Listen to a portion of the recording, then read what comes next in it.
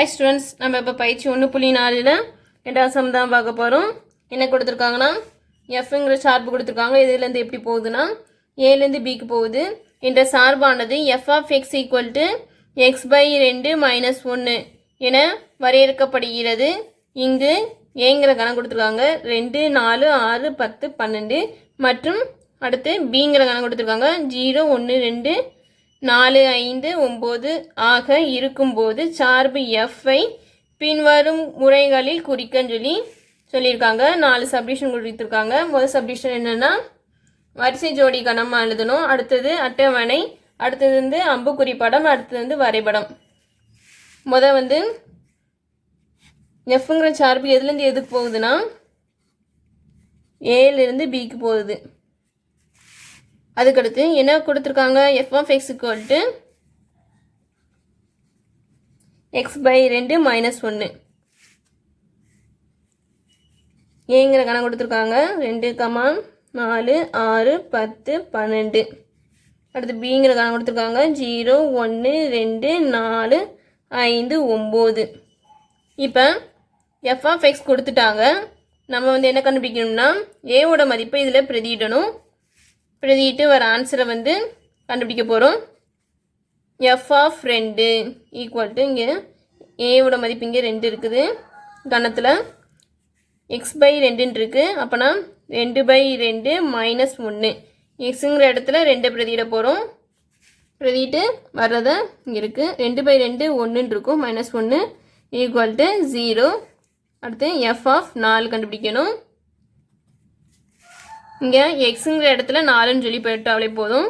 4/2 - 1 equal to 4/2னா 2ஆல் அடி கொடுத்தோம்னா 2 இருக்கும். 2 - 1 ஈக்குவல் டு 2லேருந்து 1 கழிச்சோம்னா 1 சொல்லி கிடைக்கும். அடுத்து எஃப் ஆஃப் 6 கண்டுபிடிக்கணும்.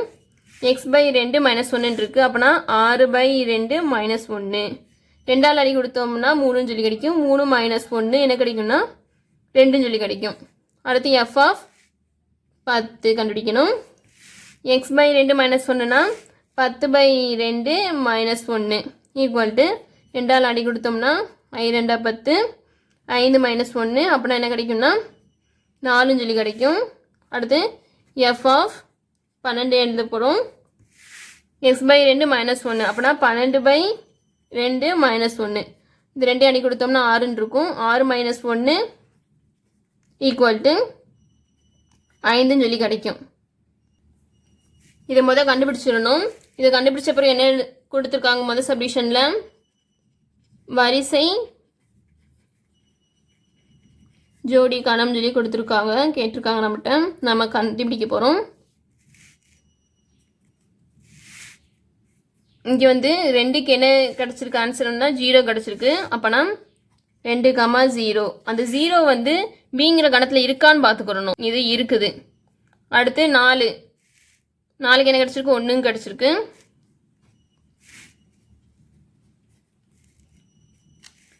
ஆறுக்கு என்ன கிடச்சிருக்கு, 2 கிடச்சிருக்கு. 6, 2 எழுதியாச்சு. 10க்கு என்ன கிடச்சிருக்கு, 4ன்னு சொல்லி கிடச்சிருக்கு. 12க்கு என்ன கிடச்சிருக்கு, 5ன்னு சொல்லி கிடச்சிருக்கு.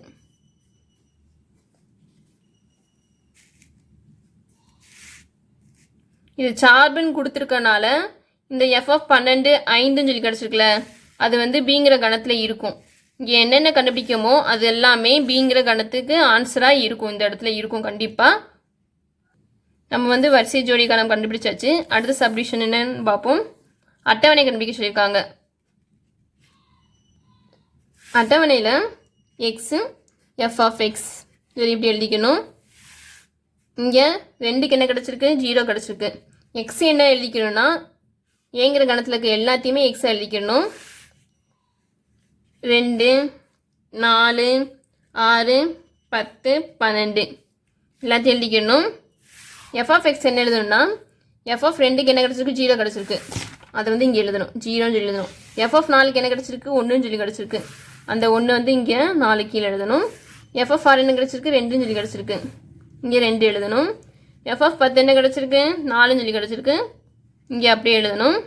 எஃப் ஆஃப் 12 என்ன கிடச்சிருக்கு, 5ன்னு சொல்லி கிடச்சிருக்கு. இங்கே 5ன்னு சொல்லி எழுதணும்.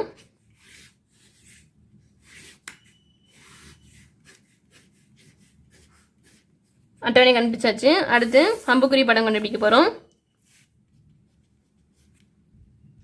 அம்புக்குறி படத்தில் ஏங்கிற கணத்தை அப்படியே எழுத போகிறோம். இங்கே ஏங்கிற கணத்தை கணக்குலேருந்து பார்த்து எழுதிக்கணும். 2 4 6 10 12. அடுத்து இங்கே வந்து பிங்கிற கணத்தை எழுதிக்கிடணும். என்ன இருக்குன்னா 0 1 2 4 5 9 எல்லாத்தையும் எழுதியாச்சு.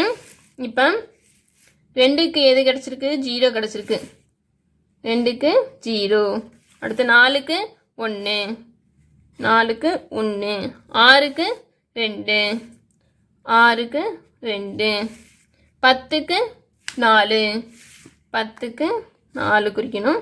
அடுத்து 12க்கு 5, 12க்கு 5. சார்பு எல்லாத்தையுமே அம்புக்குறியில் குறிச்சாச்சு. வரைபடத்துக்கு கிராஃப் மொதல் வரைஞ்சிக்கணும். அதுக்கடுத்து அட்டவணையிலேருந்து ஈஸியாக குறிச்சிக்கலாம். 2க்கு 0, எக்ஸோட மதிப்பு 2, ஒய்யோட மதிப்பு 0. அப்போனா இங்கே குறிக்கணும் 2, 0. அதுக்கடுத்து 4, 1, எக்ஸோட மதிப்பு 4, ஒய்யோட மதிப்பு 1. இங்கே குறிச்சிக்கணும் 4, 1. அடுத்து என்ன இருக்குது? 6, 2, எக்ஸோட மதிப்பு 6, ஒய்யோட மதிப்பு 2. 6, 2. அதுக்கடுத்து 10, 4, எக்ஸோட மதிப்பு 10, ஒய்யோட மதிப்பு 4.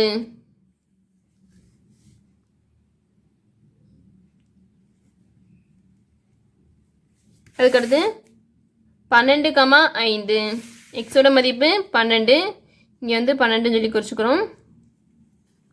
ஒய்யோட மதிப்பு 5.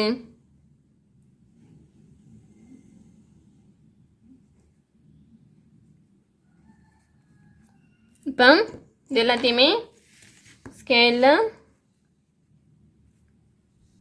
லாஸ்ட்டு இதை மாதிரி ஜாயின் பண்ணிடணும். இந்த 4 சப்டிவிஷனுமே நம்ம கண்டுபிடிச்சாச்சு.